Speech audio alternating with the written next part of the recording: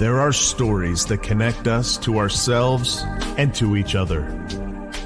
These stories reveal who we are and show us the many vivid colors of our truth. Welcome to Soul Wanderings, where we raise spiritual awareness and foster connections through these shared stories and personal experiences. Now, exclusively on KGRA Digital Broadcasting, your hosts, AJ and Natalie. Hello. It's us, AJ and Natalie. And we're your host for Soul Wanderings. It is another Wednesday night, and we are so happy to be here. I'm speaking for you. I'm assuming you're happy to be here. That I am happy to be here. Yay. I'm freezing. It was a nice day where we are at. I will not deny that, but this girl cannot get warm. Oh dear. Blankies. You know, that's the nice thing about colder weather, blankies. I love them. I love whoopies. I do. I sleep with a lot of them and just like burrow into them. I'm up to my chin. I don't like blankets over my face. Anyways, hi, Me everyone. neither. I'm really happy that we get to be here tonight, and hopefully you are too. Hopefully you're choosing to be here with us tonight. We are heard live on KGRA Digital Broadcasting. You can find us on live.kgra. Oh, wait, no, that's different. live.kgradb.com. I love how you know all that. That it's like all there in your head. I've been doing this for a minute, but you know, they do change the website stuff every now and then. And so old programming kind of seeps in sometimes. If you're on Facebook or Rumble, we are there under KGRA Digital Broadcasting. So come and hang out with us in one of those chat rooms because we would love to have you. Right? That's correct. Natalie and I were talking before the show started, and we were like, "Are we present? We're bringing it in." Like, Natalie, you're gonna have to hold the show tonight because I am just barely here. And she's like, "But I'm just barely here." No, we're good. There's a lot. There seems to be a lot going on, at least for me. There's. I feel like I'm going through something. Doesn't feel horrible. It's just you're leveling up. That's what I feel. But when you're leveling up, it's not leveled up. It does not feel like that. It feels like something entirely different. I was watching my share of social media. I give myself like 10 to 20 minutes. I've cut it down quite a bit. Yeah. Because I'll get sucked into these YouTube rabbit holes and I never get out of them. So, and TikTok and all of that. There's so many interesting things to learn from people. Yeah. There really is. If you just get the right algorithms. Oh, yes. Then like, gosh, I could just be in there forever learning from people. I just love so many things they have to share. And then there's the garbage side of it. And then I'm like, hey, pass. Anyway, there was this guy on there who shared, I don't know, I think the clips can last like 3 minutes now or even longer. And he was sharing how, oh, hello, Charles. Charles in the chat room.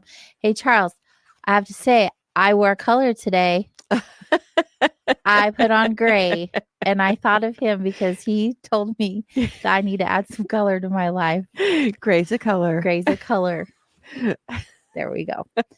Anyway. But when we see you wear pink, that'll be. Hey, I did buy some hot pink things, but it's not the season for that. No, I guess it isn't. And Chanel says you and I are matching gray and black. That would happen. Yes, today. I wore gray. It is a color. Don't try to prove me wrong. It is a shade of black, but it's still a color. Anyway, so this guy was talking about how he had been depressed. And he's like, I'm not normally a depressed person. That is not something that usually comes up for me. I work through my emotions fairly easily. And he was like, I was even thinking like, let's be done. Oh, Like life is really heavy. And he's like, where was this coming from? right. So he had reached out to a friend and was like, friend, I'm having these thoughts and these feelings, and I'm not sure, what's going on. And his friend had reminded him that when he had been going through something this guy had shared with him at the time. So he reshared it with him. And I wish I could remember exactly what it was. But the gist of it is you're not depressed. You're leveling up. You're Oh, healing.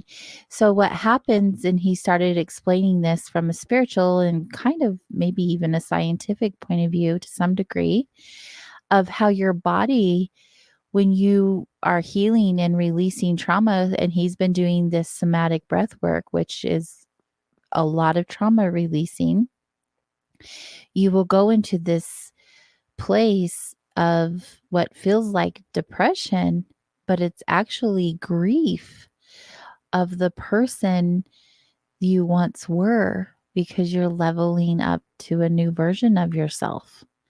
And so you're experiencing what you feel is depression, but it's actually grief.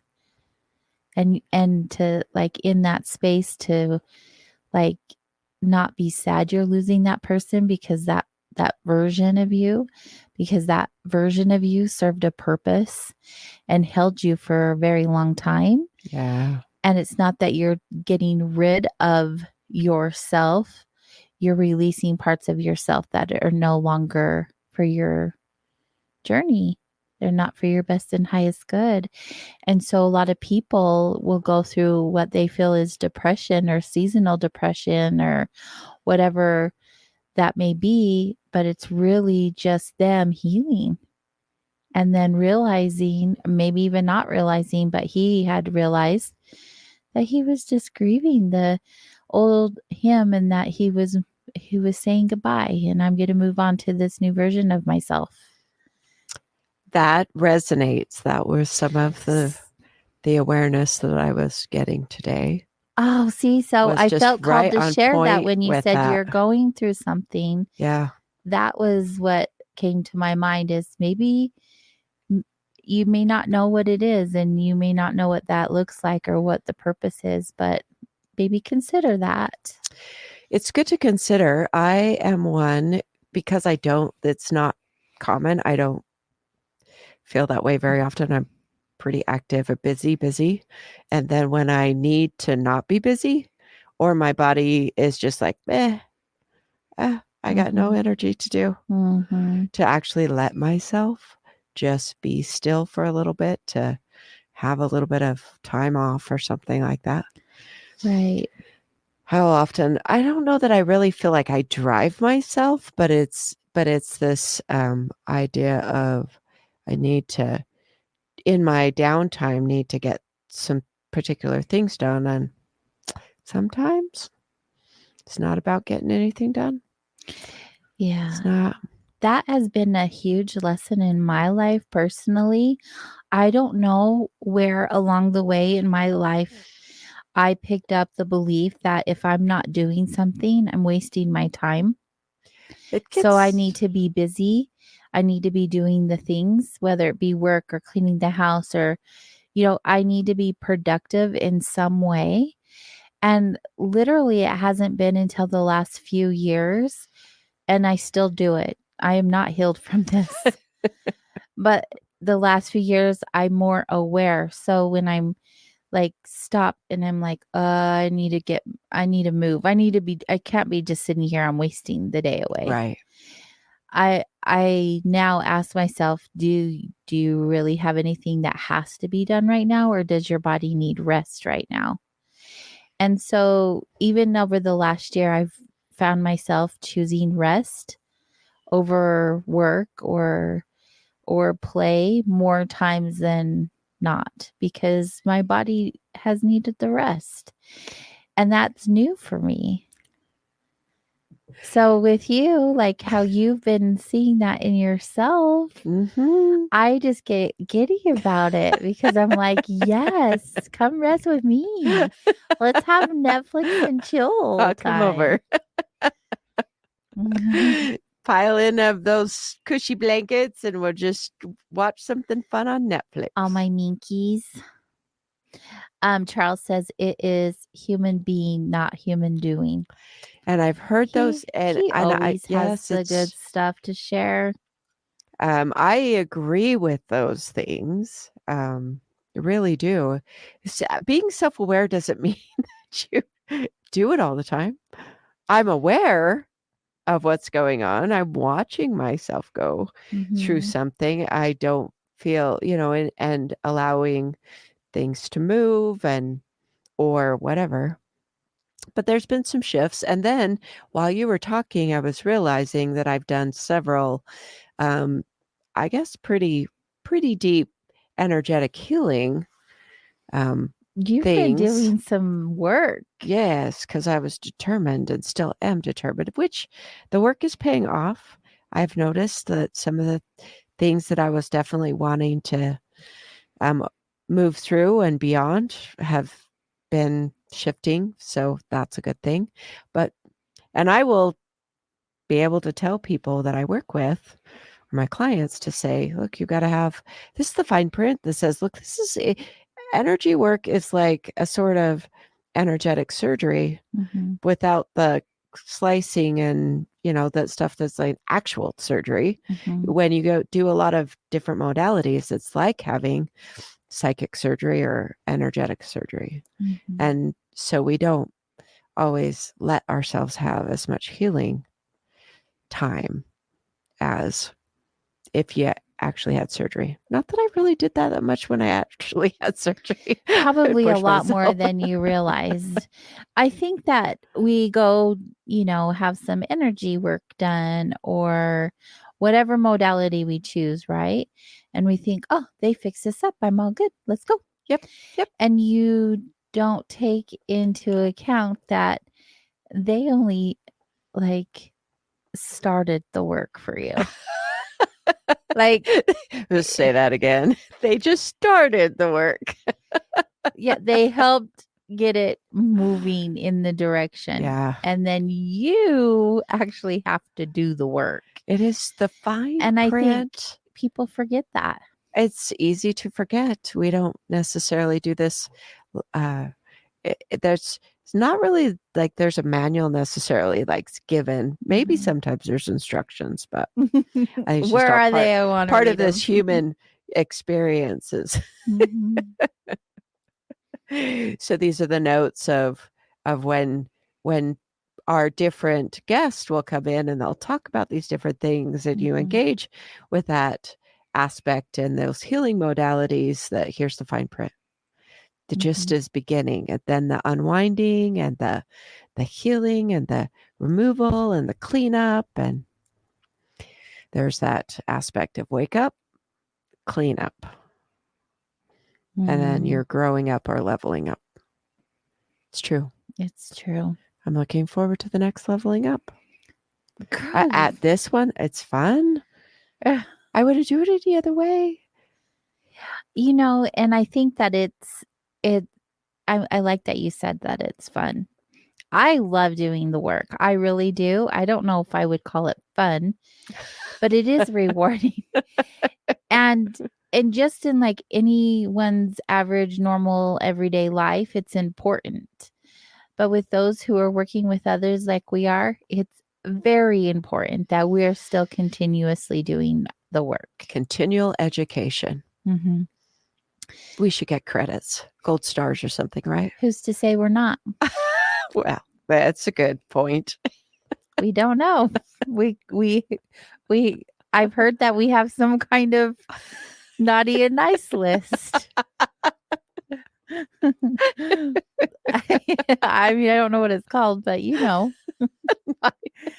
It was do. very appropriate for the season to have a naughty and nice list. Oh, true. It is that time of year. You just pulled that right in. That was beautiful. Well, we were talking also before the show how Yes. neither one of us really celebrate Christmas. It's not really a thing for us to do the holiday stuff. No, I enjoy the getting together with people, but all of I'm just not one to put up, blast that out on the house, decorate everywhere. It's not my thing. I have felt like maybe I ought to. Maybe there was something broken over all the years. I know, but that has been a thing through many years. Mm-mm. But these days, I'm like, it's fine. I'm good. I'm comfortable with it. Yeah, I decided next year I definitely will, but I that's only if my kids come, and I think that they will. I think they'll be home for Christmas next year. So I'll definitely go all out. Well, that's the motivation. Yeah.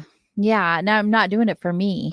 Because who really, come on, let's be honest, who really enjoys getting all the boxes, opening all the things, hanging them all up? Put the tree together and half of it doesn't light. Well, like all of this, right? And then a month later, if you're even doing it on time, you got to take it all down. It's just so exhausting. Like just even thinking about, oh, I got to go get the Christmas stuff out of the garage or the shed or whatever. I'm like, let's not. That sounds like so much work. There's probably some listeners out there going, what? Oh, I love the lights and the trees. And I actually have heard people say, I feel so much better when it's up because I love having the tree there and the glowing. They're the glowing. Beautiful. Yeah, it's pretty. I'm pretty sure my cats would probably topple the tree. That would be fun. Cats do like to climb in trees. Do they? The Christmas trees? Yes, when I've done that before. They've been climbing all inside the tree and I know nothing about that. And the Christmas trees and cats. I've seen some videos. We're talking about that algorithm that you get when you watch. As I watch like animal videos or their cat videos, then you get more and more cat videos. And they're all the Christmas tree ones where the cats are climbing in and the tree falls over. I would laugh. You're like, see, this is why I don't. But it was so fun to see, even though I'm not like the super festive person, that the day. So I'm going to. Oh my bangs are in my eyes today. The day that I was, what was it?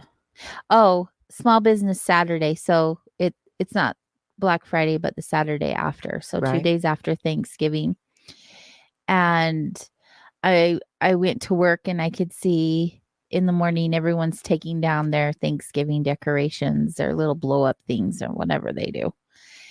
And then I come home that night because it's dark already at like 4:30. Oh, it is. Yes. I come home like it was between 5 and 6, and the whole neighborhood is lit up. Like everyone, like I don't know if they have this like secret society, Christmas society. They're like, hey, we're going to take everything down and put it all up on the same day because everyone, except for us and our neighbor, we're the only ones that don't have Christmas lights. That's social pressure. Yeah, they can kiss it. It ain't happening. But on the 4th of July, like I love the 4th of July. And I do put up a few things for that. And now I definitely will more so because my grandbaby was born on the 4th of July. So, but it's not about the holiday. See, that's a family thing. Like we all just get together on the 4th of July. Yeah. Just like Thanksgiving. You don't have to have a month and a half of preparation. And you can have those decorations up June, July, August. Because it's a summer thing. Less work. It's true. I don't really like the stress of the season. And a lot of people talk about that, but the extra layers of stress of trying to find the right thing or I've just most people don't need more things. Yeah. things. That's just it, right? We have so much pressure on us to buy people things, and then they have pressure to buy us things. And none of it is really anything we need. Unless you're Right. doing something like feeding a family or buying clothes for a family in need, or, Right. something that has some substance to it besides spoiling your kids rotten Right. because it's Christmas, Right. which is definitely a thing. It is a thing. So, yeah, I didn't know we were going to talk about Christmas, It but just while we're happened. here, I mean, I won't yuck someone's yums. It's just not my thing. There's no judgment. If y'all want to go out on Christmas, We will listen to your stories and and I'll how much you love Christmas, and yeah. we are not saying that our way ought to be anyone else's way. It's just our way. Yeah, I conserve my energy for other things. Yes. No, but it is really neat to see the lights all over. It's pretty. It is pretty. And the people who get excited, it's fun to watch their excitement. I have two really close friends and my daughter-in-law who, like, I won't even say borderline obsessed. They are definitely All the way over the obsessed border. with the holiday. And I love that for them.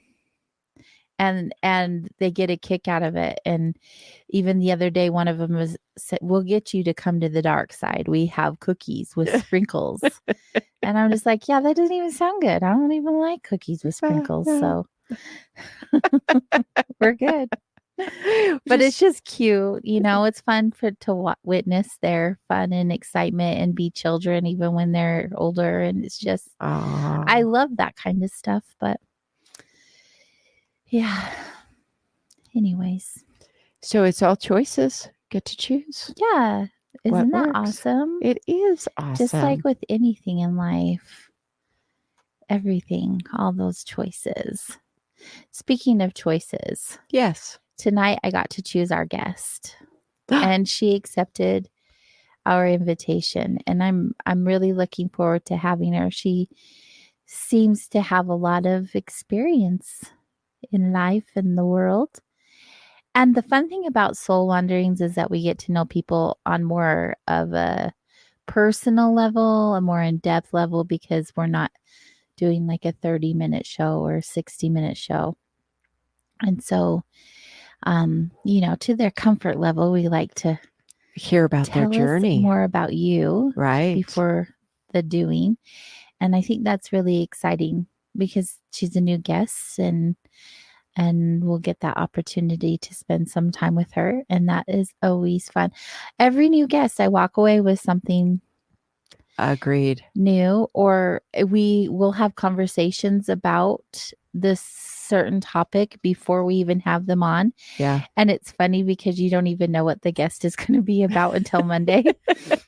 And you're talking about it like it's already in the energy. It is, or we already have in the an energy experience beforehand, like the day of, or the conversation just before they come on, or within days after they leave us. And I just think that's so much fun, how it's just always in alignment, how everything is just so perfectly timed for us. It's a beautiful thing. Isn't it fun? Yes, we're tuned in. Is that what you want to call it? Of all the words that flashed through my head, then I settled on. I figured I'd just go, yeah, we're tuned in alignment, tuned in. I love it. I think it's fantastic. There are still times it blows me away that it's like, oh, we were just talking about that. That's can't make it up. Amazing. Can't make it up. So we want all of you listeners who are with us in this moment to hang tight, because we'll be bringing our brand new guest on here in just a few moments. In the meantime, if you're just listening, go over to live.kgradb.com. Go to Rumble or Facebook under KGRA Digital Broadcasting. Join in one of the chat rooms there. If you have any questions for our guests, that's where you'll want to be. Or if you want to hang out with other wanderers and get to know them, that's where you'll want to be. We'll see you back here in just a moment. Hello, everyone. Welcome back to Soul Wanderings. I am AJ. And I am Natalie. And we're your hosts. Yes, we are. Hostesses with the mostesses, as they say. What So does that true. mean exactly? I have no idea. The hostess with the mostest. Maybe it depends on what the host is doing. Yeah, whatever we're offering. We are offering you fantastic new guests. Absolutely. And tonight is no exception. So let's bring her on right away. Let's not waste any time. Are you ready? Yes, I'm ready. I was like, are you ready? Yes. Nicole Goott is motivated to guide others in their journey of self-discovery. We love that.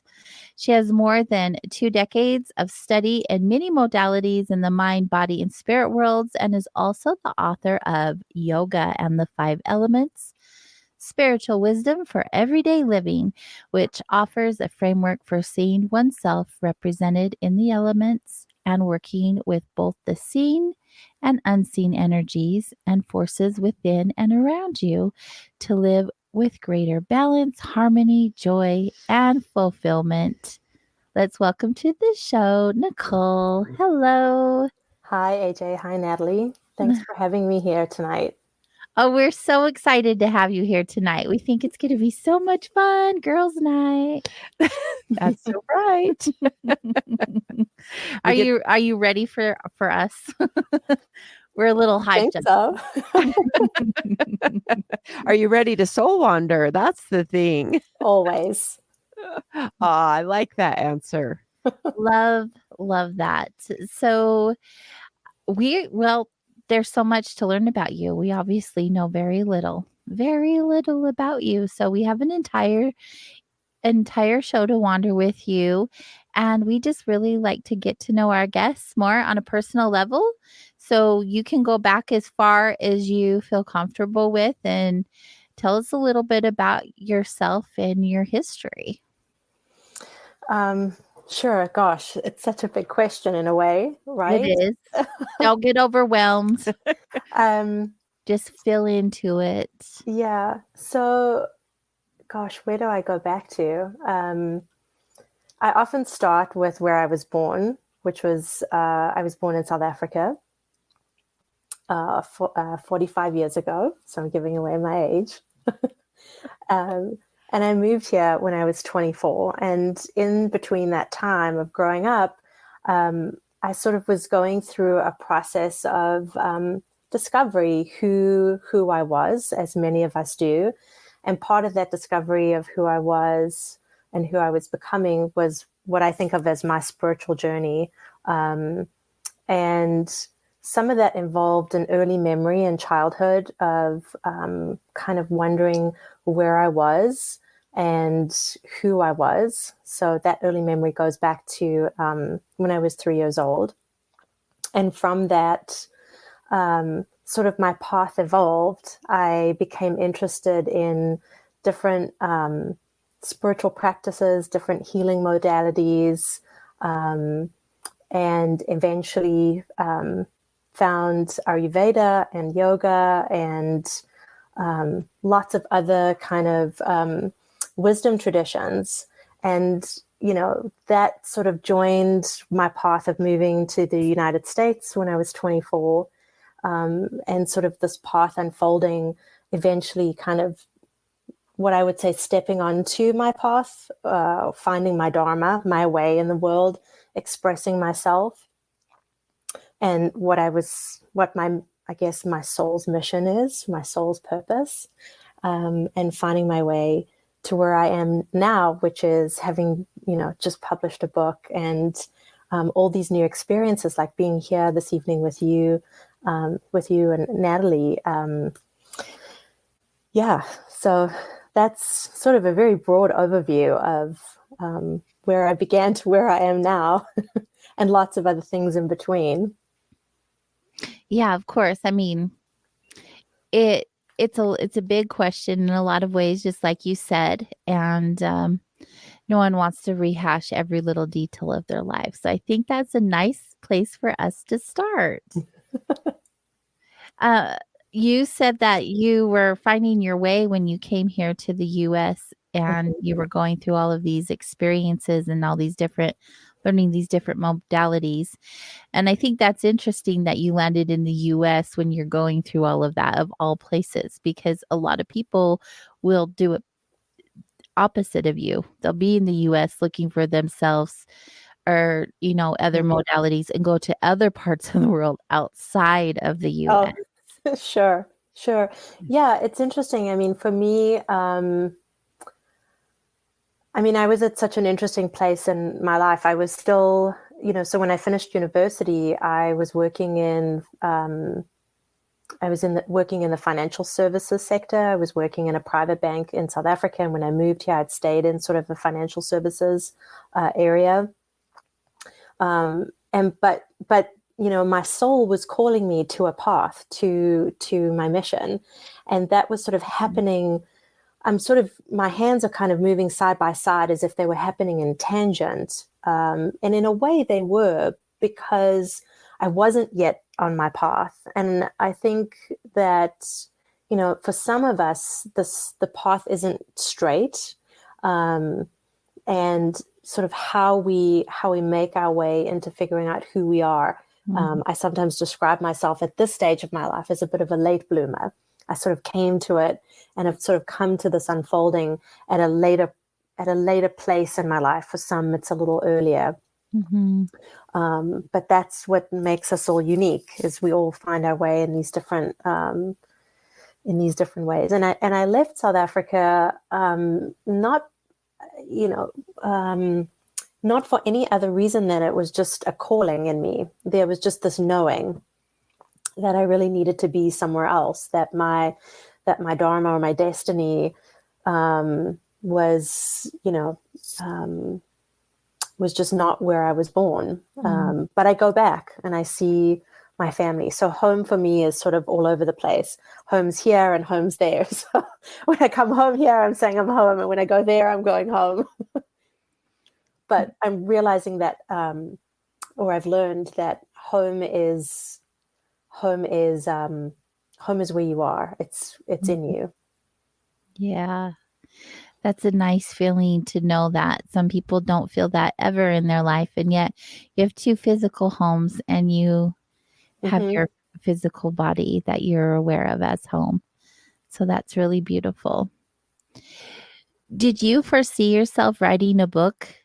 Was that ever on your agenda, or how did that whole thing come about for you? Yeah, not totally. I've written a lot in the last 20 years or so. I've had a newsletter in some form. I've had a blog in some form, and many iterations of that, plus my own sort of personal journal that I keep on a regular basis, but never really had the idea, yes, I'm going to specifically sit down and write a book. And how it happened for me was I'd been teaching for some time, and I'd been teaching sort of what I call intensives or deeper study classes.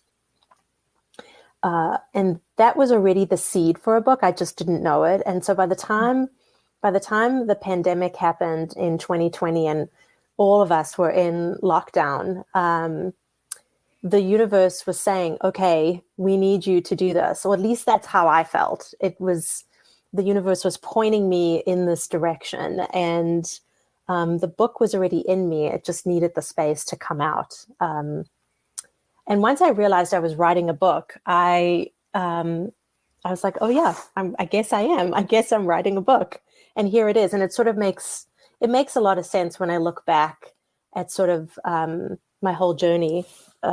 Excuse me. And it's funny. One of my high school teachers, she was my English high school teacher. I remember her leaving me with a message when I graduated that, to keep writing. And I never really paid much attention to it. I mean, I was 18. I'm still figuring out my life. We're still full of hormones and who are we in the world? And, but I remembered that. It's sort of that message came back to me as I was writing the book. There was a seed there. I just hadn't remembered that, you know? I love that it stuck with you though. And so when it was ready to be nourished, you had Yeah. that seed, Right. you had, or the water, if you will, you had the encouragement to grow that, I was going to say that book, but that doesn't even make sense. But like all the thoughts and all the feelings you had going inside. But your book is called Yoga and the Five Elements. So tell us a little bit of the background about yoga with you and why the five elements, like what's the significance behind that? Sure. I've always, I think, been inspired in some way by the five elements. So as a young teenager, I spent many years practicing martial arts, and there was the influence there of kind of Chinese Taoism, five element theory in that tradition. And by the time I found yoga and Ayurveda and the five elements within that system, something just started to click for me. And once I started to realize that we can see ourselves reflected in everything around us, because we are really just a microcosm of the macrocosm. So everything that's in us is outside of us, and nothing outside of us is not in us. The five elements continue to become a system or a framework, and really a set of symbols that continue to offer a lot of deep meaning for myself in a way of understanding energy, understanding what I would call forces in play, or energy dynamics. And that led me to also seeing how, when we talk about yoga, the way I understand and experience yoga is that it's really a practice and a method. And within that method, as a teaching, as a path, it's about finding the freedom within yourself. So opening up to discovering who you are at your deepest core true self. So when we can strip back all the layers, all the conditioning, all the ways in which we self-identify and reinforce this concept of self that isn't really the true me, that, bringing that together with the five elements becomes this really powerful way of discovering who you are and how to bring balance and harmony into your life. So all the elements that I talk about in the book are really simple. It's earth, water, air, fire, and space. And all of that's in us and around us. And when we can see how those energies operate when they're in or out of balance, we can actually see or come closer into knowing ourselves. And for me, that's been very much about my own journey, is coming to know myself more deeply. And I think that's true really for everybody. Everybody's on their own path and on their own journey. And there's this inner drive, this inner sort of magnetism that draws you to your own self-discovery. And whatever that path is, it's really leading you back to yourself. And however one thinks about oneself, I think about it as a soul or higher self, but really your innermost being. And that for me is the essence of yoga, is really that discovery, that what I call self-remembering. So remembering the self with a capital S, that capital core true self. And yeah, so when we can bring balance, so through earth, being grounded, centered, being able to bring our thoughts and our ideas into physical reality, that's one of the components of being able to see how the elements work in us and around us. So yeah, it's a really powerful framework. And as I say, it's something that's really, I think, deep and close to my own heart, because it's something I work with all the time. Mm-hmm. I live in the woods, so I'm surrounded by nature all the time. I'm never not in touch with the elements.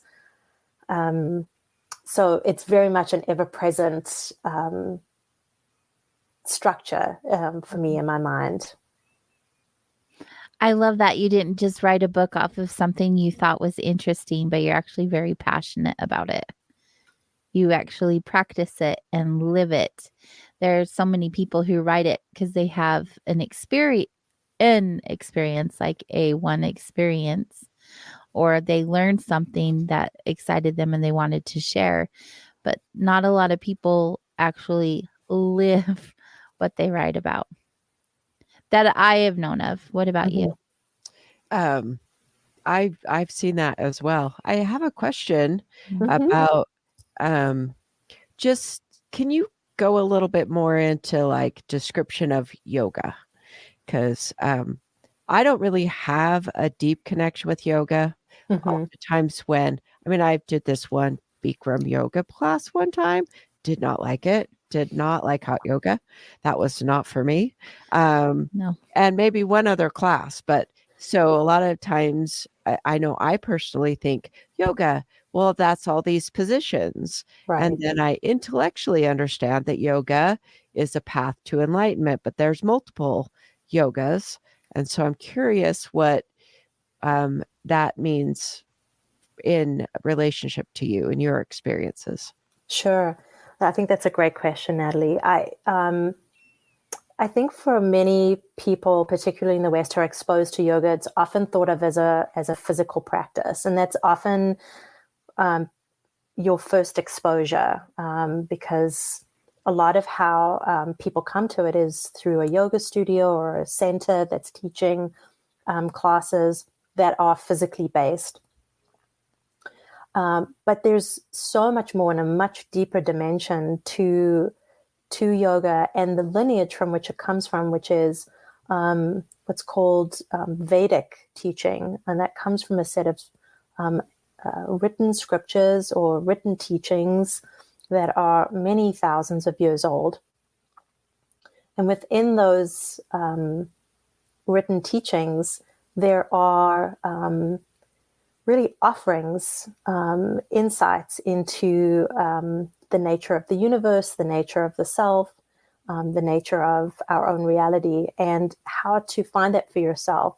And so one of the ways I think about yoga, and really the way I think about any spiritual teaching, is that it's just one view that gives you an opportunity to step onto a path that resonates for you, to find your way back to knowing yourself and connecting with what I call the source energy, or divine, or divine consciousness, or logos, or God, or however people think about it.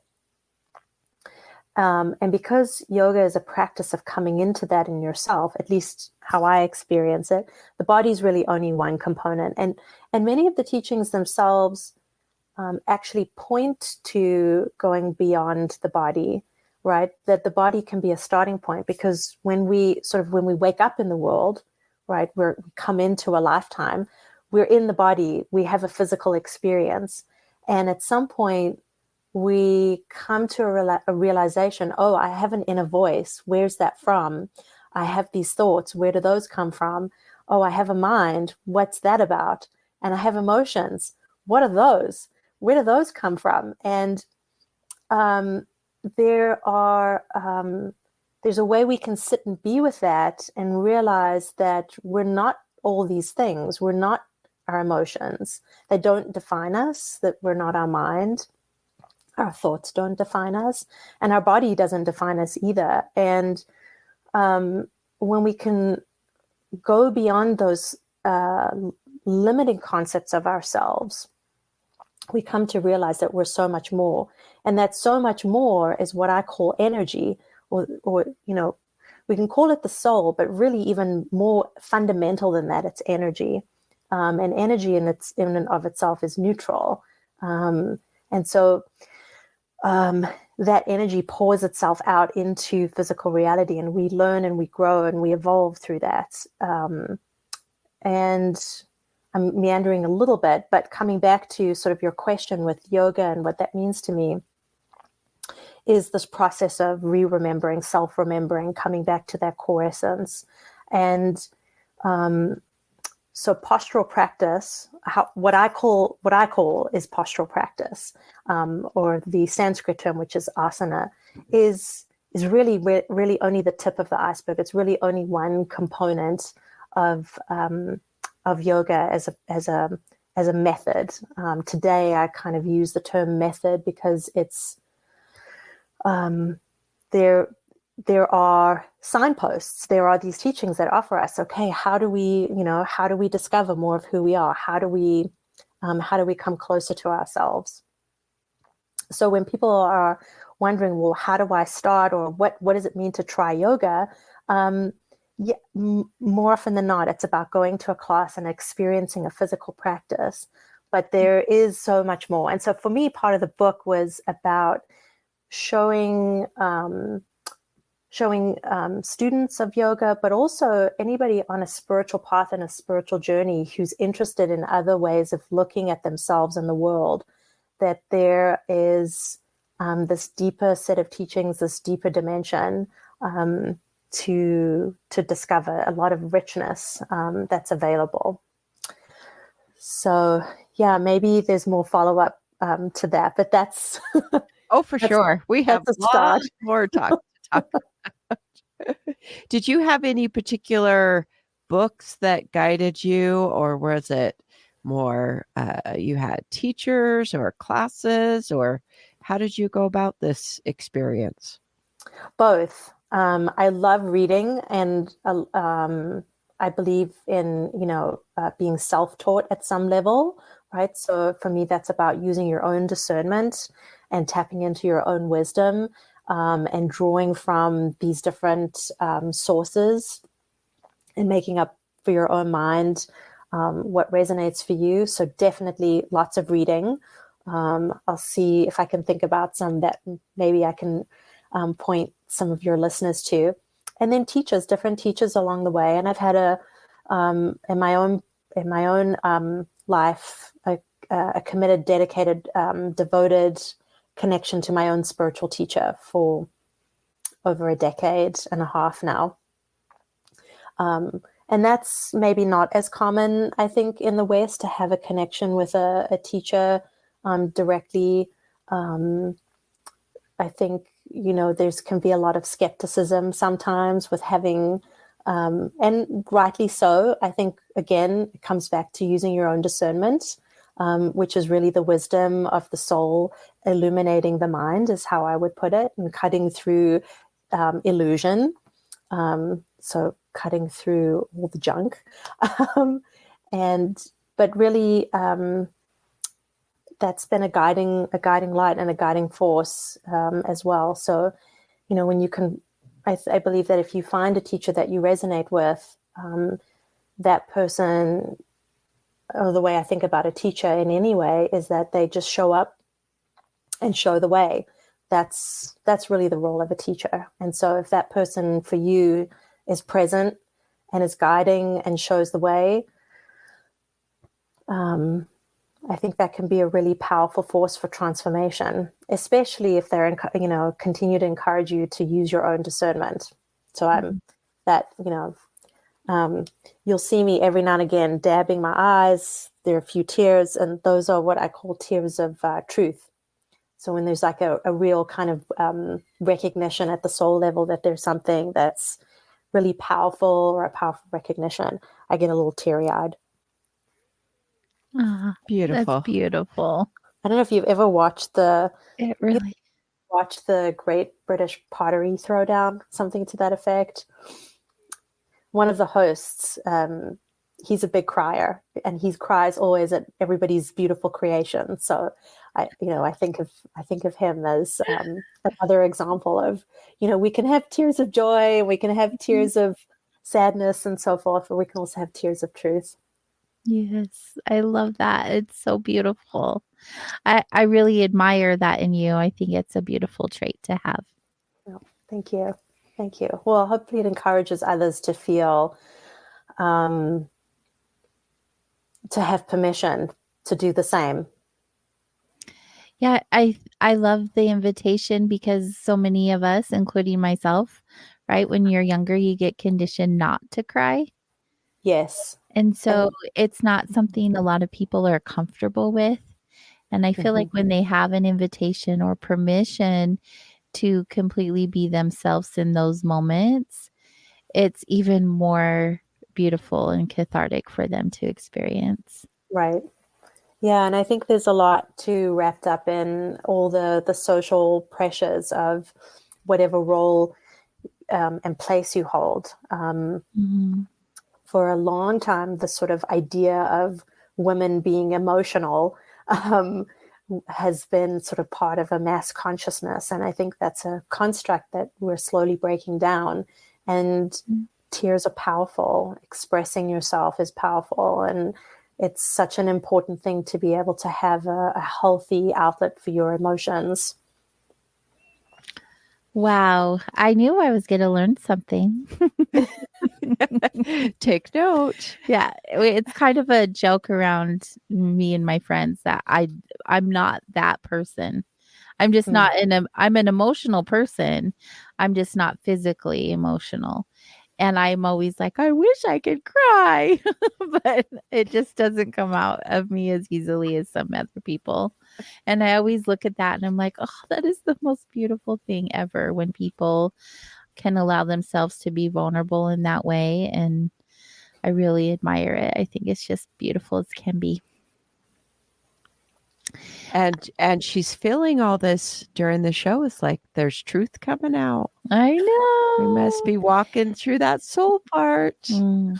Yeah, just the mere fact that you're so passionate about what you wrote about. I mean, it is not just something you shared, but it's something you are. And I think it's beautiful for us to witness. It's also a great lesson for anyone who's listening right now, because you have done and you are doing this work, but you're also a representation of it by the work that you've put out. And I just think I love how it's all like perfectly lined up. It's all tuned in. It is. It's so great. Yeah. Thank you, AJ. Thanks for saying that. Yeah. Well, we've interviewed a lot of people. Yes. And I'm not, there's no judgment towards any of them. Really, there's not. Everyone has shown up as beautiful as can be in their own unique way. You can just notice when some people write a book, they're excited about what they have shared, but it's not part of who they are, if that makes sense. It's not them. It's not them. It's something they wrote. Or it's an experience they've had, but it's different. So your energy is just coming across very differently, and it's actually touching my heart. I love it. It feels so good. We're going to take our top of the hour break, but when we return, we'll get to continue wandering with you. So stay close and we'll be right back. Welcome back to Soul Wanderings. I am AJ. And I am Natalie. And we're heard here live on Wednesday nights on KGRA Digital Broadcasting. You can learn more about myself and Natalie at kgradb.com or soulwanderings.com. And while you're there, make sure you link to all of our socials so you can see who is coming up next. We make new show announcements every Monday. And sporadically, I'll share a little more. And like I've said in the past few months, I totally slacked on social media this year. It's a lot of work. And running two other businesses and doing that, I'm just like, me. The most important part is you know who's coming to join us on the show, and that you know when and where and how, true.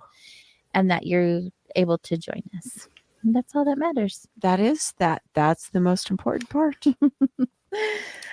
I am going to commit to doing better next year or whenever. That's good. It'll start when it starts, but it is a commitment I'm in motion towards making. I feel that sometimes that's the practical part, the linear part of this, but it's more fun to just sit here and chit chat about the energy and souls and stuff like that. And it's like, or put it on social media. I don't know. Yeah, it kind of takes away a little bit. Do you do social media, Nicole? I'm trying. See, she's in a similar boat as we are. I mean, I'm not on Facebook.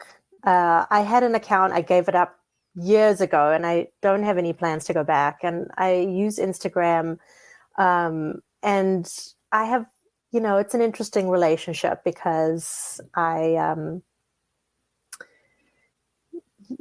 just say it's an interesting relationship. It's a committed relationship. Yeah. You're either in it or you're not. I'm just curious because this is the linear part. And a lot of times in my own personal experience, people that get deeply tuned into energy and understand the energy and this deeper aspect, the different dimensional aspects of it, then you're just like, oh, then do the human stuff. And it just doesn't have the same draw. Do you find that true? I can. I think what happens for me is when we're doing things because we feel like we should, then we're not doing something that feels soul aligned. And whenever we're doing a should, our life force diminishes, and you actually start to feel less flow of vital life force. You feel drained. It's more of a kind of, you have to drag yourself to doing it. So part of what I'm finding when I think about using something like a platform like social media is how can I be really intentional about it, and how can I think about it as delivering a message that's to be of service. And then that brings me closer to being more soul aligned with what I'm using it for, because otherwise it becomes, again, something that we should use or should do. So as an author, publishers want you to have a social media following, and they need you to have a social media presence and a platform and all that stuff. And that can be pressure in and of itself. And it's very easy it's very natural. We all experience the pressures of other people on us, the projections of other people's expectations onto us. And that also takes us off our center and moves us away from being or doing things that are soul aligned. So when it comes to the kind of the human related stuff, the things that we're doing, in the material world, the material realm, it's a balance. If we can make sure that we're, at least, from my point of view, if we can balance both our material self and our spirit self, then we're much more in alignment with what we need to be doing. It's coming from the soul and not from the ego personality. At the ego personality level, it's all about the should and the expectations and what other people want us to do, or being, doing things because, it's about being perfect or being right or being this or being that. So, I might make it sound like it's easy. It's not. No, I wish it was that easy. It is a work. It is work. And I enjoy that. I enjoy that work. Real quick, before we go on any further, for those of you who are joining us in the second hour, I want to make sure you know who we are hanging out with. This is Nicole Goott, and she wrote a book called Yoga and the 5 Elements: Spiritual Wisdom for Everyday Living. And we are learning more about her and all of the little goodies that are in the book, just little bits, because we want you to still purchase the book. Can't give it all away. Did I put you on the spot? I feel on the spot. That's okay. I will flow with it. It's good. So some aspects what will people get as they crack open the book, and what are some of the, give us a few highlights. So the first, Natalie, I think, so the first thing I invite people to do when they read the book is to use their own discernment. So I said that before we took a break. I was talking about using your own discernment. My point of view, just like anybody's point of view, is really just a view. So to read the book with beginner's mind, and to take from it what feels soul aligned. And that's a message for anything that we do. So that's really the first invitation in the book that I invite readers to do. And as you go deeper, every chapter just about there's some sort of practice or invitation to explore something, whether it's through journaling. I'm a big proponent of using pen and paper, good old-fashioned pen and paper. There's something about the process of bringing our thoughts and our feelings through a somatic experience of writing onto the page that allows us to not only empty out and let go, but also to reflect, because we can read and see and look back upon what we've written. And, reading your thoughts is very different than listening to your thoughts. So that's one of the ways that I invite people to work with the energy of the elements in themselves is through a practice like some kind of journal exercise, different kinds of meditation practices and reflections. So the book, it's meant to be practical, taking the template of the elements and working with those ideas and those concepts and making them real for yourself. I tried to be as intentional as I could be about the book being practical. That's the spiritual wisdom for everyday living, is that there are these teachings, that there are these ways of looking at yourself and at life and both physical and non-physical reality, but how do we make that practical? And it's really quite simple. I think that the more complex things are, the harder it is to get in touch with the essence or the truth of things. It doesn't mean that some things are easy to explain, like when we're talking about the mind, for example, because the mind is quite a vast subject, but really simplifying the messages.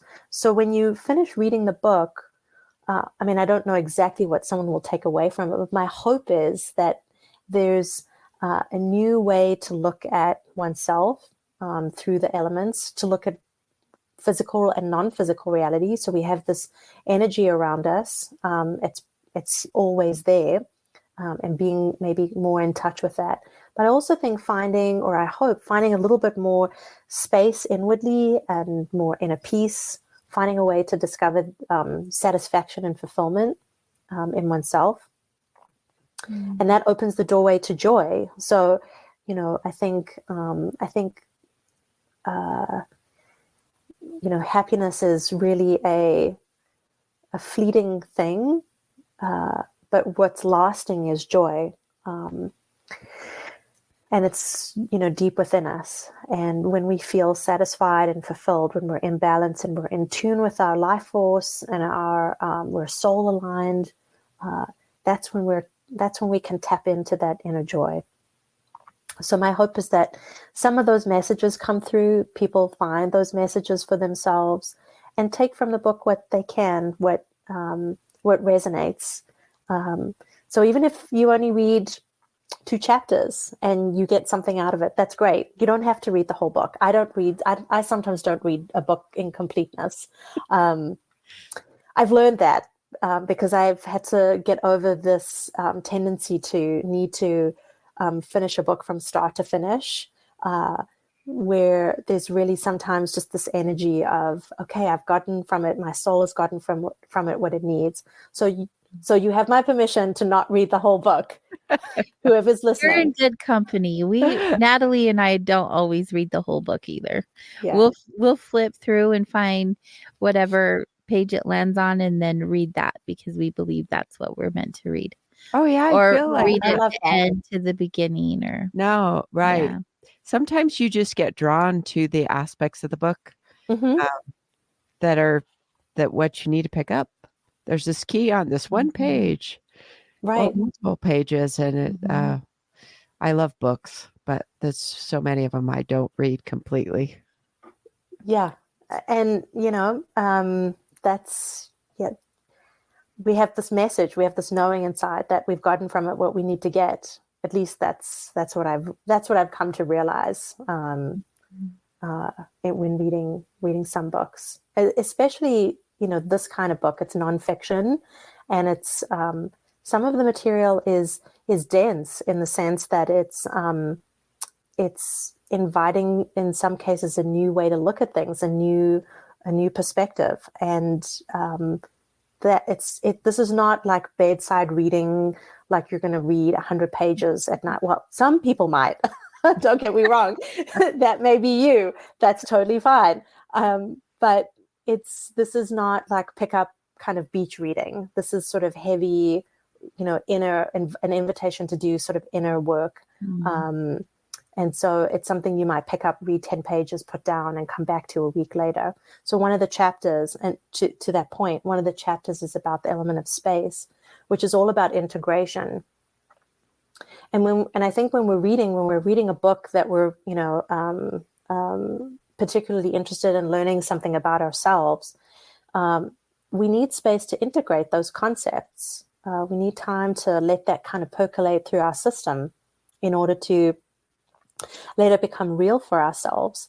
And I'm not sure we give ourselves enough permission to do that, to take the time to let something just be digested. So here we go. Tears of truth again. Aww. I love how she has a box of tissues like readily available. Well, I knew. This is what she does. No, it's just more proof of how genuine and authentic you are. Oh, thank you. I knew when I sat down, I thought, oh no, I don't have a box of tissues. I think I've already gone through 3 or 4. That's so good. I'm a big fan of the elements. I even have a little tattoo of the elements on my wrist. Oh, cool. Just to remind me of connecting to each one. I mean, I branded my body with them, but what's the importance of the elements for you, especially when you combine them with yoga?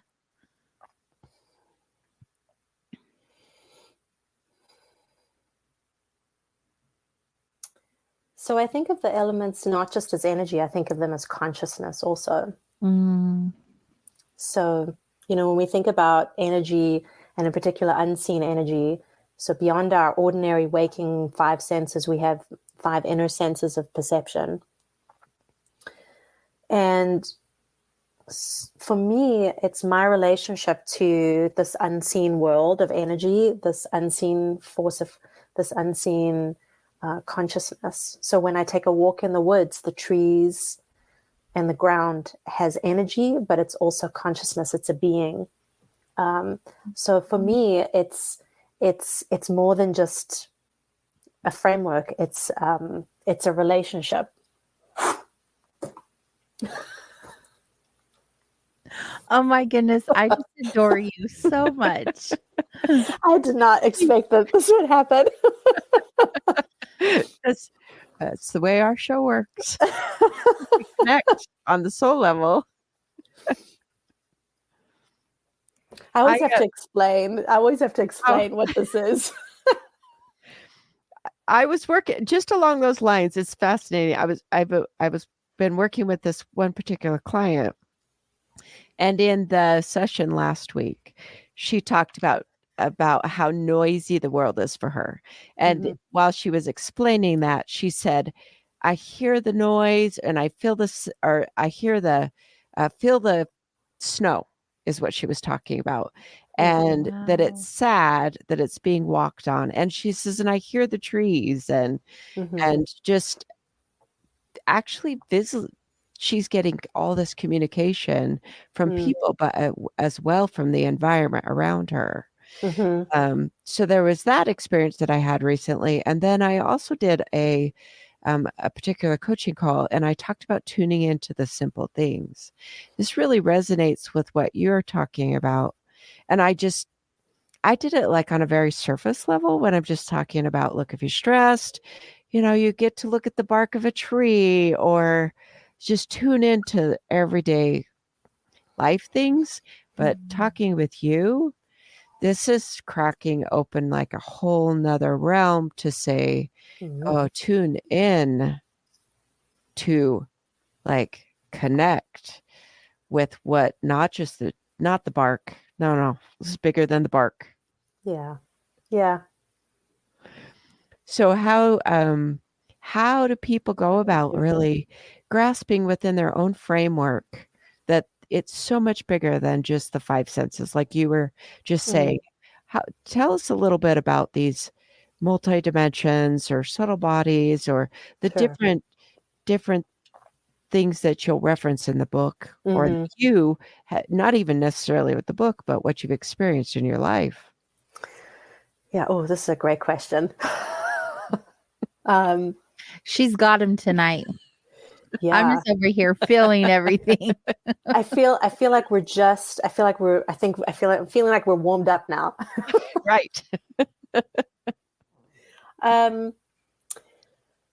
Oh gosh, where to start? Okay, so the subtle bodies. So, we have a physical body, but then we also have energy bodies. And so subtle body is really just a subtle being, subtle energy, or unseen, right? Unseen with our eyes, with our physical senses.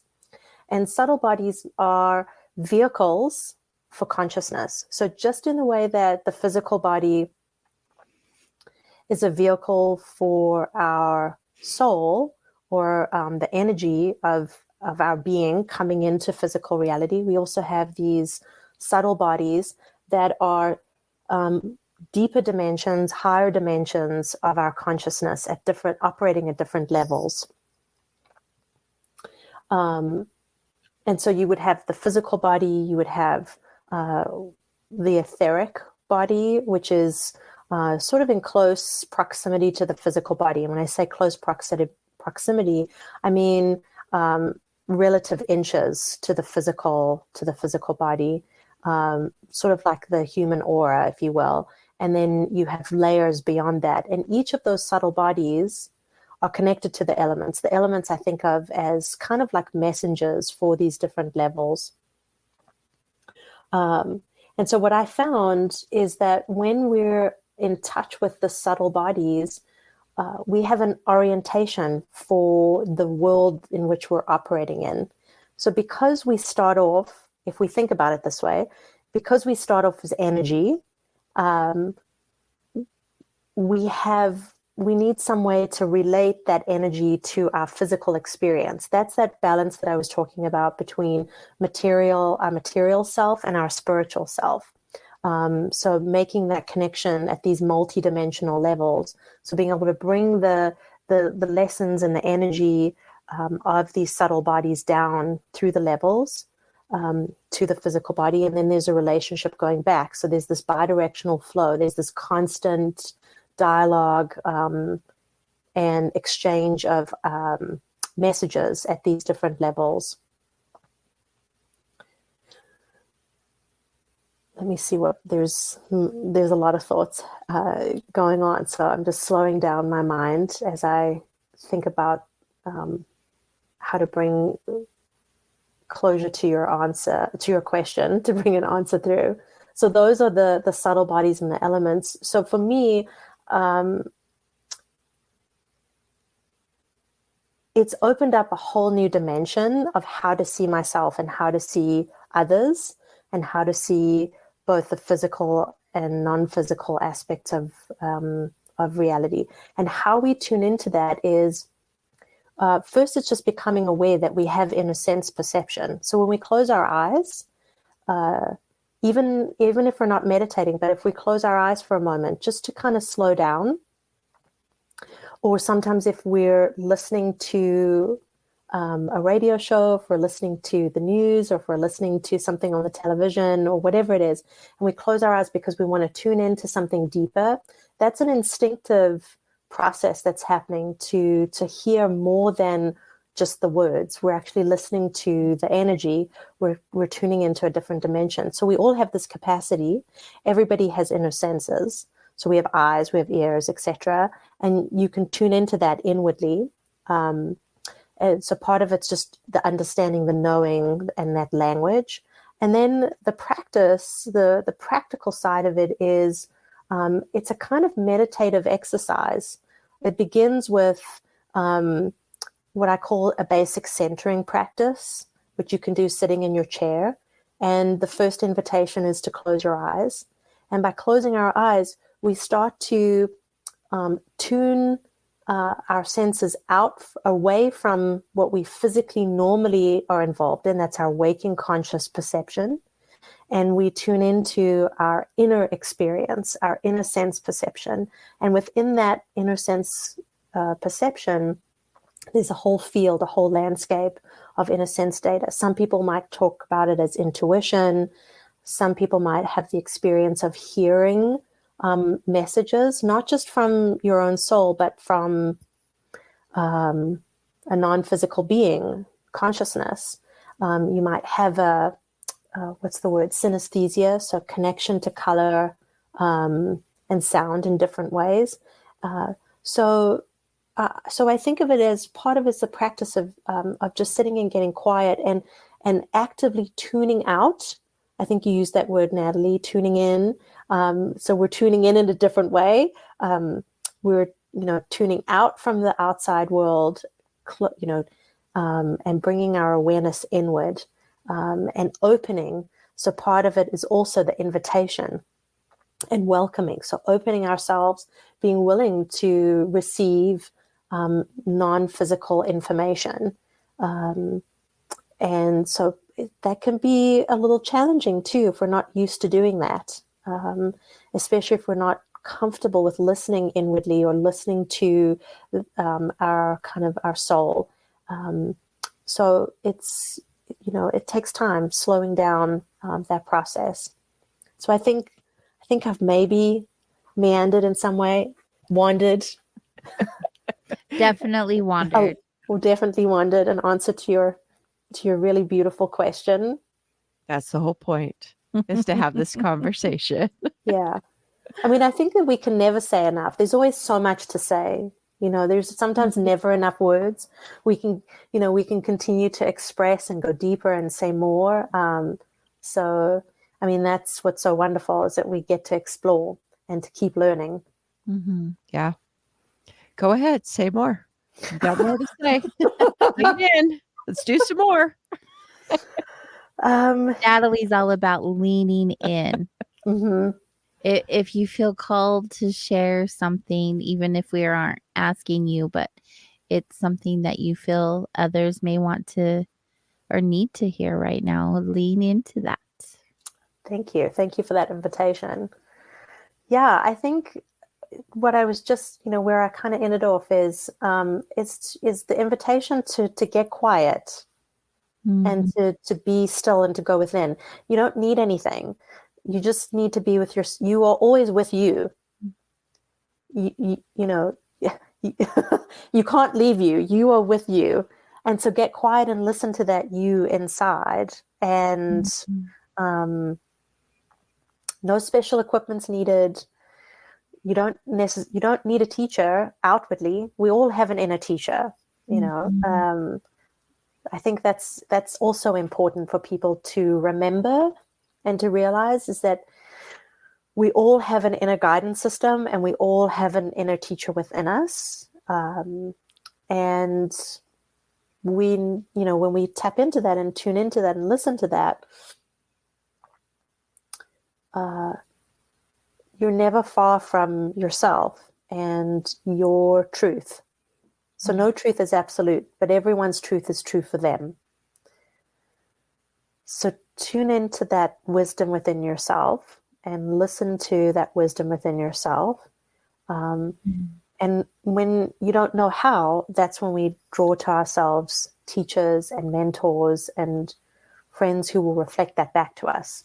And that's where also discernment comes in, using the wisdom using the wisdom of the soul, cutting through illusion.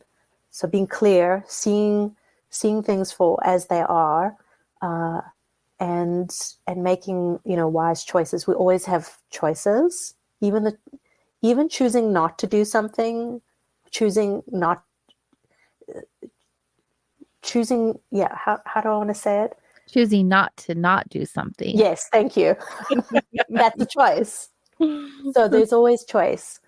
So, when we don't know, we draw to ourselves an external manifestation of something that we haven't realized fully within ourselves. That's what a teacher is outwardly, is what something that we haven't realized fully in ourselves. And we're remembering what that is. And, so having good mentors, having friends around who raise us all up is important.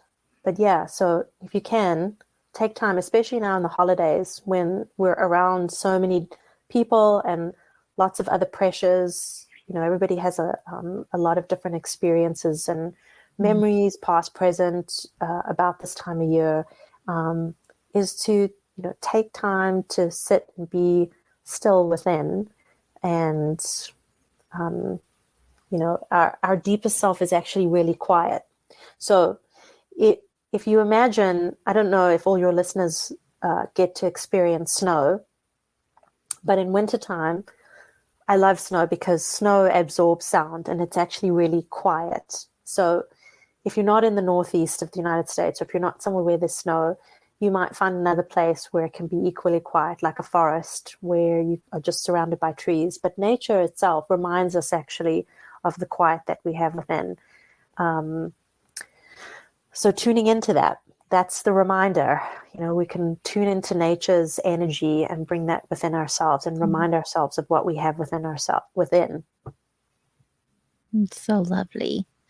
That's the one thing I do love about snow is there's this Hush. There's this silence that can't be replicated, right? And this energy about it that just feels so serene. It's so peaceful, and you can hear your breath, right? You can, oh gosh, I just love that feeling. That's the best. That's so good. Yeah. The best thing about snow, not the best feeling in the world. The best, to clarify. There are a lot of great feelings in the world. During your writing process, what's one thing that you learned about yourself through that journey? I would imagine that writing something that's that close to your heart really can take you different places, and maybe places you didn't even know that were within you. Probably. I think one of the things is that I realized I could write a book. I could do it. I could be vulnerable. I could put myself out there. I think that was challenging, because it's a very public endeavor, to write a book. And then all the things that come with that, like being on a show such as yours and meeting people you don't know and talking to people you might never meet, who are listening and have their own opinions. And yeah, I think one of the things I had to get over was the fear of not doing it, because I was afraid of what other people would think. And I think that's probably a big lesson for most, if not all of us at some level, worrying about what other people think. And I think it's particularly true, and this comes back to maybe a little bit of when we were talking earlier, Natalie, about social media and being on social media. There's so many platforms that can be very polarized, and I think it can be hard to be in the public eye because everybody's going to have an opinion, whether you like it or not. And part of the life lesson, and I think the spiritual journey, is to realize that other people's opinions of yourself don't define you.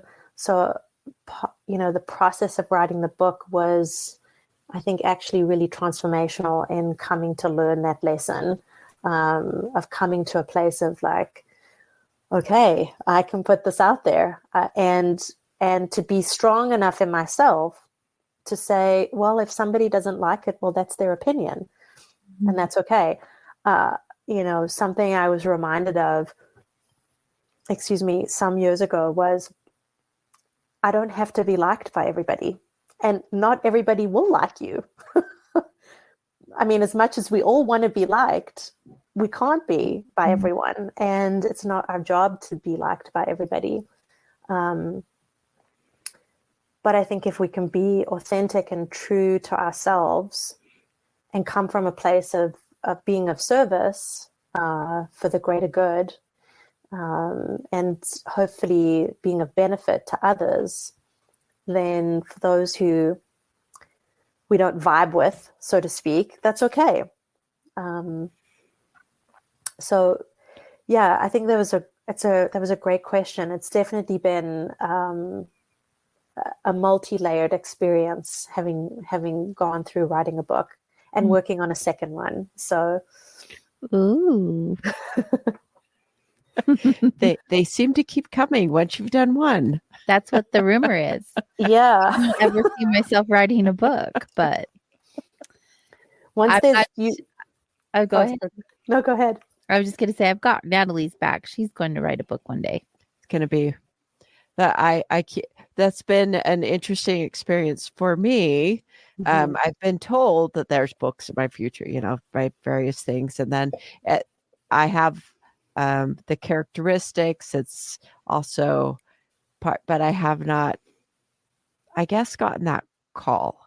So that was a question that I was going to ask you. Do you feel that this was an assignment by universe, if I put those words to it? Do you feel like you got the assignment? You were instructed to say, do this thing. Yeah. How did that come about?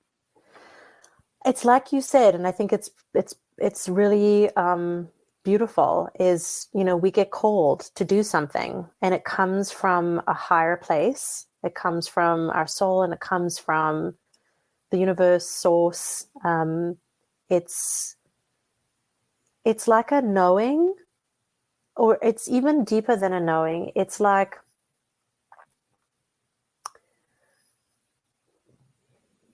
if you've ever seen a tuning fork, right? That's how I sort of imagine it. It's like you're being attuned, you're being directed, and sort of the closer you get to and being, in that alignment, the deeper and higher and clearer the vibration. So for me, it was part of it was pressure. I mean, I never would have necessarily given myself the permission to sit down and write a book, but through the pandemic, there was the space to do it, and the universe created that. I didn't. I could not have crafted 9 months of time where my whole life would change. There were things I wanted to change, but I couldn't quite get out of my head of trying to figure out how to do it. And then the universe just said, well, okay, here we go. So seems to work out that way. Let's hope we don't have another pandemic. No. That's not how I want you to write your book. No, I don't. I don't feel like that's good. Well, neither one of us really stopped during the pandemic. No, we didn't. Actually, things got busier for us. Yeah. I experienced quite the people different thing. through. I didn't have a collapsing and then just restriction at home thing. I didn't. That wasn't my experience. So it's interesting to hear a lot of people will say, and everything stopped. And then I was like, that wasn't what happened with me. No, we got busier. So I own a healing center, and we both work at it during the day. And we were busier than we've ever been in all the years during that whole experience. People were losing it. So you were beacons. We were there to help them. It was awesome. Yeah. So you were ready. You were primed to be the beacons that were needed at that time. I think that was part of it, but also like we were forged in the fire. Mm. Some of that you can't prepare for. No. It's like you learn as you go. Well, interesting you say that, AJ, because I think we are prepared. It's just we're ready to meet the moment because of everything that's brought us to that moment in time. Mhm. And then the moment, as we meet the moment, as we allow ourselves to be transformed, it is a kind of fire. Mhm. Because one of the messages of fire is transformation, and through that, it's very powerful. Not only is it healing, it's illuminating. It was So awesome. I definitely think it was one of the greatest. I don't want to like make anyone feel any sort of, I know I can't give them that credit. What am I saying? So there's this Go ahead. Spit it out. well, the words, it's just like Nicole was saying, I related to the part where she was saying, sometimes finding the words to the feeling or the experience are hard to come by. That happens for me often. I'm just like, I don't have the words. That's so This is one of that limiting moment. sometimes. While other people were going through their experience, right? And it wasn't as positive. We were having these amazing, incredible, beautiful moments. And so while people were suffering, I was doing my best not to be like, everything is awesome. Like everything is exactly how it's meant to be right now. Don't be afraid. Yeah, I mean, outside of assisting others, right? Just like the whole big scheme of things, how everything played out. But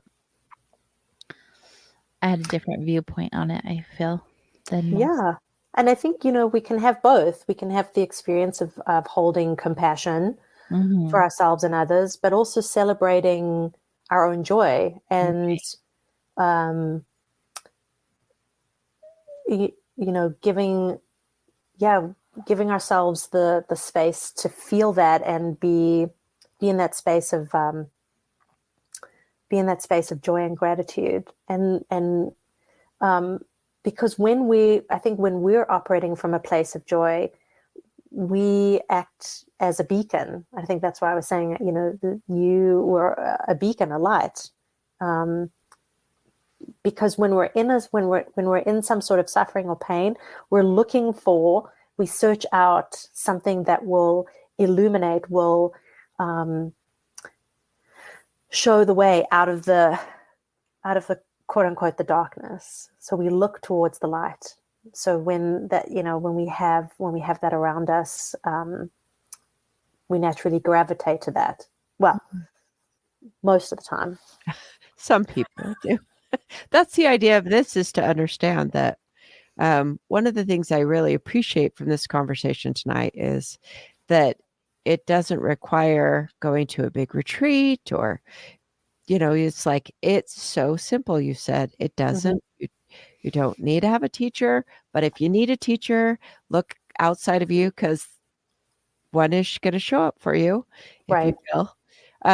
I had a question earlier that I want to ask, and I want to ask you now. Have you ever had one of those difficult teacher moments in your life? Have you had the hard teacher that is a little difficult? I just want to Like a teacher for her or her being a teacher? know. Well, either one. I guess that could be either way. Have you been how's been your experience being a teacher or having a teacher that was let me put it this way. I want to frame it a little bit different. Yeah. That this is my perspective on a little bit different than what your topic is, but probably very similar. That oftentimes what the person that gets under our skin is our teacher too. So I that's see what the you mean. kind of teacher that I'm asking about. Did you ever have someone that was there to move you along or got under your skin or Was more challenging. Yeah. Yeah, for sure. I mean, being human means that there are going to be people in our lives that push our buttons. And very often it's the people that are closest to us, our family, because that's where it begins. So for sure, I've had many experiences. And actually, I love something that this teacher, his name is Eknath Eswaran. He's deceased, but a wonderful teacher who I read something about that he wrote many years ago. And he said something along the lines, if you want to know yourself, look at your friends. In other words, see the people that you're close to, look at who's around you, because they will reflect back something to you about yourself. And we're always learning from the people that are around us, including what you're saying, Natalie, about the things that get under our skin, because that's something we need to examine, is what is it about that gets under our skin? Why does that push our buttons? And what I've learned is that, and this is something I'm writing about in my next book, is, the first relationship we have is with ourselves. And every relationship that we are in, friendship, teacher-student, employer-employee, life partner, whatever it is, I believe that the introspective work always starts with ourselves. And when we can look at that, more often than not, we can sort of untie the knots and uninstall those buttons that get pushed. Because when we can see ourselves clearly, very often those things that we see in someone else that drive us nuts dissolve. In other words, they may not change, they probably don't change, but we don't have the same reaction to whatever it was that they were saying or doing or being that was driving us crazy. And it's a practice, because things will come up. People will get on our nerves from time to time. We'll be re-triggered. It's Mhm. true. Mm-hmm. Yeah. And we have to realize too that we probably do that in others as well. Mm-hmm. It's so easy to have this sort of idea of ourselves as, well, they bug me, but I don't bug them. That's right. But that's also ego, very much ego, right? Yes. Right. But looking at yourself is courage, I believe, to really look at yourself and be willing to see, the thing that I think many people are scared of is to look at themselves, because Mm-hmm. there's the fear of, what will you find? Well, you'll only find yourself. And yourself is really beautiful. We're already whole. And but it's sort of, I use the analogy of wiping dust off a mirror. So our true self, our essence, is unblemished Mm-hmm. and clear and pristine, but it gets covered with dust. And that dust is like social and family conditioning and ego and all that stuff, habit-driven tendencies. And when we polish the mirror, when we brush off all the dust, we reveal what's already there. So that's a little bit of a meander from your original question. And I want to just go a little bit deeper if we have a couple more minutes, which is to say, Mm-hmm. in terms of that relationship with a teacher, what I found is that as a student, whenever we put somebody up on a pedestal, we make them ideal in some way. We idolize them, or we make them perfect in some way. And the thing to remember is that they're human, and to see them as having faults, and to realize that the challenge is always coming back to your own discernment and your own inner authority. And that's maybe a conversation for another time too, about that relationship between teacher and student, particularly a spiritual teacher-student relationship, because that can be fraught in so many ways. But yeah, I always come back to the relationship I have with myself, and what is it in me? Why does this bug me? what, am I or am I not in alignment with my soul? Have I stepped off my center? And, if I can always come back to that place, then it's never usually about the other person. Very true. I like how you said it takes a lot of courage, because it is. I find that a lot of times people aren't really ready for a 360 feedback. They do those in certain programs you go through, programs where they want to give you feedback, all around feedback. And a lot of times people don't always want to hear, or it can be scary to see the parts of you that you don't see regularly, because we're not, as humans, we're front-sighted. We can't see all of ourselves. It's really important to get feedback. But I find that's really a powerful message to say, keep coming back to yourself, and whether that relationship is good or solid or isn't, then that's a key to say that relationship is the first one. It is powerfully important. And so if you don't have it, develop it. What would you say would be a step towards and I know that there's not everyone that is really completely self-aware. So if they're breaking into that, what would be some things to do to get more tuned into yourself, to grow that discernment tool within yourself? Right. I need to think about that, actually, Natalie, because it's something I've been doing my whole life. I don't ever remember a time when I wasn't aware of my thoughts, when I wasn't watching my mind stream.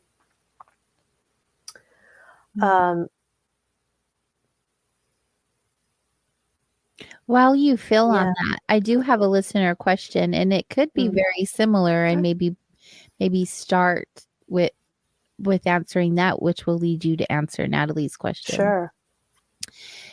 He wants to know, when one gets caught up in a negative or angry emotion, are there any sayings or mantras to break the negative thoughts? Also a deep question.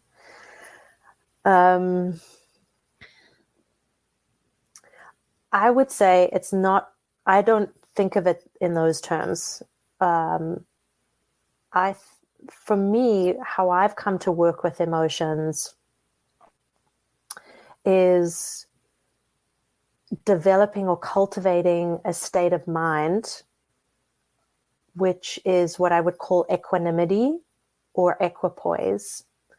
And what that practice entails is cultivating a state of consciousness that is emotionally neutral. So that practice is it's a meditation, right? And it's about sitting down with yourself, sitting quietly. It doesn't have to be sitting on a cushion on the ground. It can be in a chair. You can do it lying down. But it's about learning to be able to witness thoughts and what's coming up for yourself. And I actually recommend, when you're doing this kind of practice, this is something I would recommend working with a teacher on, because when we're not used to working with our emotions, and in particular, if we haven't done a lot of deep inner work or looked at some of our past experiences, especially, and it's not something I focus on in my work, but people have had traumatic experiences in their life. That can come up in meditation when you're sitting and just being quiet. So I do recommend having some sort of teacher or guide or mentor to process what's coming up, so that there's some sort of stabilizing force as one becomes more, as you're able to cultivate more deeply that ability to witness your thoughts and your emotions from a place of emotional neutrality. I talk about that a little bit in my book as a practice. So I'm just sort of mentioning it here because it's a much deeper conversation. But as far as when a strong emotion comes up, if you've already been able to establish the capacity to witness that it's coming up for you, something like anger, for example, you can be with the emotion but not let it overwhelm you, right? And it may be that in the beginning something is needed, like a mantra, which is really just a way of, so a mantra is a way of getting your mind uninvolved from something else that's happening. I can't speak specifically to that kind of practice because it's not necessarily part of my work per se. But I would suggest that, if there are strong emotions that come up, is what are some of the behavioral mechanisms that you could use, and you can come up with them for yourself, or you could come up with a mantra for yourself, which is I'm breathing. That can be a very simple way of realizing that you're connected to your body, because some emotions that are charged, like anger, can be very somatic, very physical. So reminding yourself, I'm breathing, can help you slow down, because beginning meditation practice all begins with synchronizing the breath and the mind. Those two are essential, that go together. So I think reminding yourself, I'm breathing, can sort of help eventually short circuit that tendency to want to get involved in becoming the emotion. So I hope that's a starting place to help with that. Most definitely. It's a different viewpoint outside of what I've heard or experienced. Yes. How so, AJ? I've just never heard that viewpoint before, like even just the way that you explained it. I'm going to go back and re-listen and take notes. Okay. Literally. I'm a process girl. I'm a number 4. Yeah. I'm a numerology for number 4. I have to go in order. So just hearing it like makes me want to go and write it all down, and then go and like really look into each step because it's so different. Yeah. One thing that you said earlier in this conversation is just the act of writing, that's bringing in the different elements. So listener's question that involved a negative thought stream. If you take and you literally write the thought stream out, it's a way of turning it and looking at it instead of just having it go by default. So that's one thing I would say from what you had already said to the listener, to just literally writing it down would be good. Write it out, what that I wish we had more time. is. Yeah. And then you take note, and it changes. It does have the ability to change it. Also, for saying that, me, when I Natalie. have a negative thought, I ask myself, is that real? Is it real? That true? Right. And rewire the thought. Yeah. Reroute the thought, if you will, because you can do that really quickly. But if it's like a continuous negative thought stream, I think writing it down or doing a practice like Nicole said would be very beneficial. Yes. And actually that reminds me too, AJ, is, when we, and I'm remembering now a practice, you can always bring in an antidote.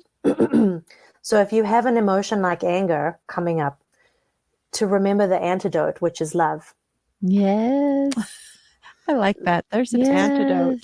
So it's beautiful. So it's not quite a mantra, but it is cultivating the opposite that we want. Resentment would also be the opposite of that, would be love or compassion.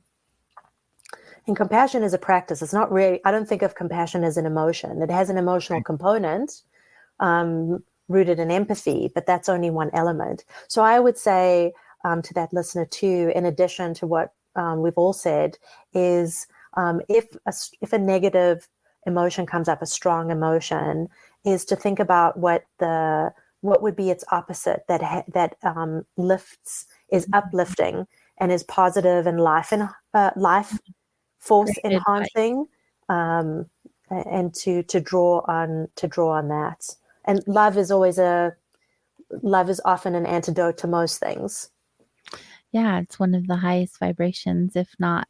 I think authenticity and love are kind of the highest. I'm kind of, Yeah. if I were to guess. Dang, Nicole, we're running out of time. We only have a No. minute left. I wish we had more time to hang out with you. I feel like I've learned so much. I'm definitely going to have to go back and rewatch this when I can look at it from a different point of view. But before we go, let's make sure everyone knows where they can grab your book and where they can learn more about you or anything else that you are sharing out in the world.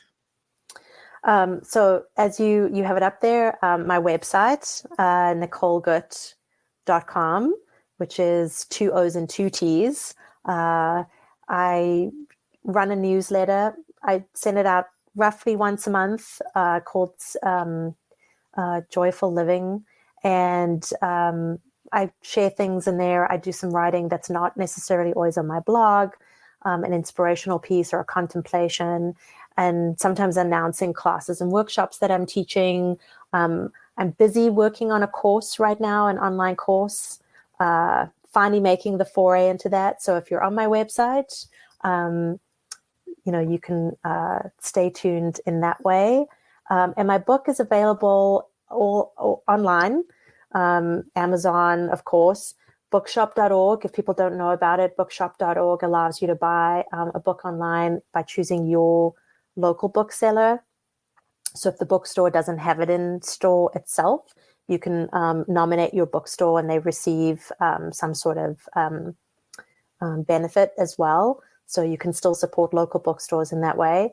And then, of course, if it's in your bookstore, great. Support local independent bookstores. Yes. Awesome. Thank you so much. We really have enjoyed our time with you. You are a fantastic teacher. Oh, And thank you. I just adore that not only do you teach, you show your teaching, which is just amazing and wonderful on itself. Thank Until next week, everyone, take care of yourself and take care of each other. And we'll see you all next time. Good night. Thanks, Have a good AJ. one. Thanks, Natalie.